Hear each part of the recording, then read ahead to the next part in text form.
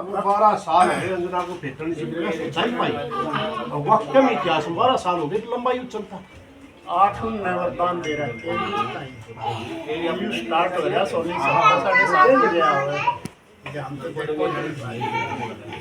देखो श्रृंगी अगर आपने हनुमान को जानना है या इतिहास को जानना है तो आप श्रृंगी ऋषि की पुस्तक पढ़ो।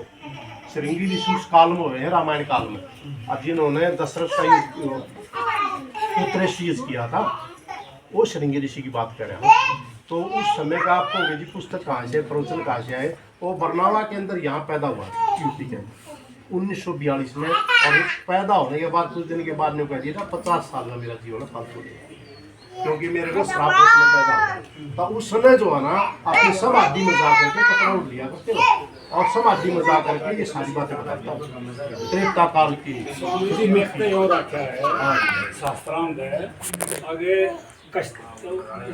कश्यप ऋषि का और आदिवा थी उसकी पत्नी थी अदिति हाँ तो वो जो है ना उनका ये वरदान दिया था वही तो जो अगले जन्म में अवध गा रहा था दशरथ और वो कौशल्या तो वो दोनों ऋषि थे और वो दोनों फिर जो है ना उड़ा के उन्होंने जन्म लिया। जब ये जो है ना पैदा हुए थे फिर राम जो था इसको भी जो है ना उन दिव्य अत्याचार हुए जब राम का जन्म भी राम ने पहले बता दी थी अब मैं जो है ना वहाँ जन्म लूँगा कौशल्या का जन्म लूँगा दशरथ का जन्म लूँगा।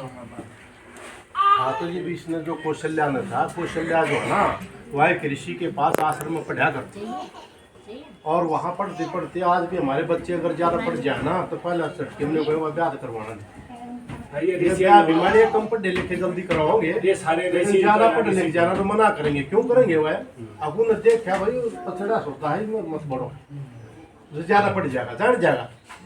लेकिन जब उसने ये ज्ञान होया किसने कौशल्या तो वह अपने गुरु को कहती है जो आचार्य था कि गुरु जी मैं शादी नहीं कराऊंगा। बोला ठीक है मर्जी आपकी। लेकिन कुछ दिन के बाद उसने अपने गुरु को फिर कहा कि गुरु जी मैं शादी कराना चाहती हूँ। बोला अब क्या हो गया तो उसने कहा कि मैं इसलिए शादी कराना चाहती हूँ कि रावण जो है ये राक्षस इसने पूरे विश्व के अंदर अपना राक्षसना फैला रखा है ट्राई हुई है सब जगह। तो मैं चाहूँगी राक्षस ने खत्म करो राक्षसान खत्म करो जिसकी संस्कृति है इनकी चलाई हुई वो खत्म करो और मैं एक बेटे को जन्म दूँ और वो बेटा मैं खुद तैयार करूँगा इसलिए मैं शादी कराना चाहती हूँ। बोला तो इसका पता रावण को चल गया। ये मैंने बता दिया भाई साइंस उस समय बहुत डेवलप किया आजकल बहुत कम है। रावण को पता कैसे चल गया जब आज हम कोई मैसेज डाल दें व्हाट्सएप पे डाल दें इंस्टाग्राम पे डाल दें फेसबुक पे डाल दें तो सबको पता चल जाएगा। तो उस समय को उसने अपने विचार रखे होंगे तो रावण को पता चल गया जी वो एक लड़की ऐसी है जो तुम्हें खत्म करना चाहती है। तो अगले दिन वो पहुँच गया वहाँ पर उसके पिताजी के पास तो हारजवाड़ा था उसके पास। बोला भाई मैंने आपकी लड़की चाहिए। मैं बोला जी ले जाओ क्यों उसका तो लाए नहीं थी। मैं बोला शादी नहीं कराऊँ इसको बोला कैद में रखूँगा क्यों इन्हें शादी करा ली थे मैं मारने वाला पैदा करेगी। तो उसने समुद्र में कहीं अनेक टापू होते थे वहाँ पर उसको नजरबंद कर दिया। और मैं बताऊंगा ना जो भाई उस समय जो रावण का कुबेर का युद्ध हो रहा था और दशरथ वापसी के अंदर जो वापस कैकेयी के साथ आ रहा था तो उसको पता चल गया अब कोई ऐसे कौशल्या नाम की लड़की है और रावण ने इसी तरह से छुपाई रखी है। तो वो वहां से निकाल लिया निकाल करके तो अयोध्या में आकर के शादी कर ली। शादी कर ली और पुत्र किसी को नहीं हुआ तो श्रृंगी ऋषि से पुत्र स्टेज करवाया था। जब पुत्र स्टेज करवाया ना ये 4 बेटे पैदा हुए थे राम लक्ष्मण भरत शत्रुघ्न। लेकिन जैसे यज्ञ कराने में आप हमने दक्षिणा दोगे क्योंकि बिना दक्षिणा के यज्ञ कराना।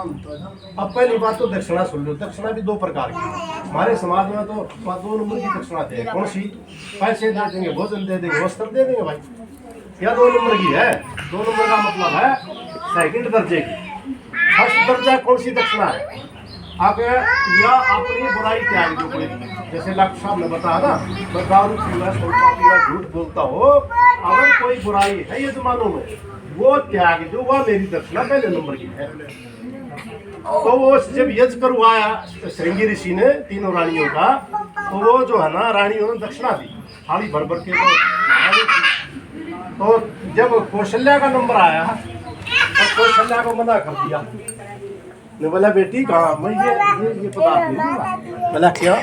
तो ऋषि था। ने बोला बेटी जो संकल्प जो कर रही है ना मनवा दे। उस ऋषि को ज्ञान हो गया।